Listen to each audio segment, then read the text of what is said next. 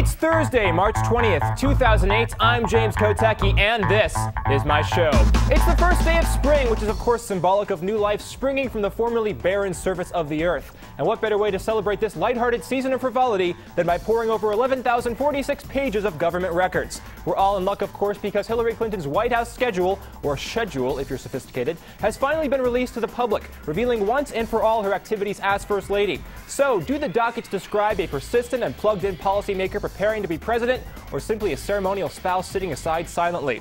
Well, unfortunately, as Politico's Vogel and Glass report, the schedules are rather vague and neither confirm nor rebut her claim that her time in the White House prepared her for the office she now seeks. However, they do show that her time as First Lady was filled with gustatory adventures. One lunch at the Kremlin included blinis with caviar and salmon, game chauvois, and mutton baked in a puff pastry.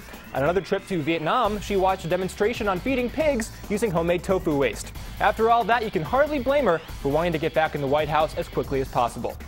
Hey! Remember that Michigan revote that might have happened this summer? Well, it looks like that's as dead as Florida's revote chances now. Ben Smith reported that Michigan Democrats are essentially deadlocked on key elements of that proposal, and the Washington Post reports that one of the bones of contention is that it would prohibit individuals who voted in the January 15th Republican primary from participating in the June Democratic do-over.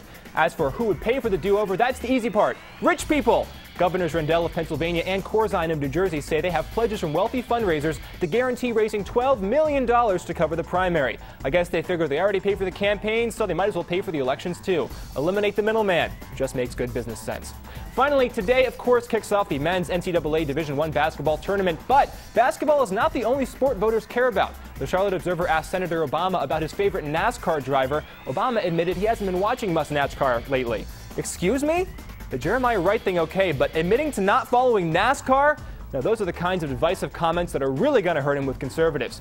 Admittedly, my initial premise that NASCAR is in fact a sport is still debatable in some circles. Well, that's it for today's hit. Check out Politico.com/ for more stories. And don't worry, even if you succumb to a terrible case of spring fever, cabin fever, or even dance fever, you can always find a cure right here on Kotecki's Mega Fun Playhouse Extravaganza Party Show.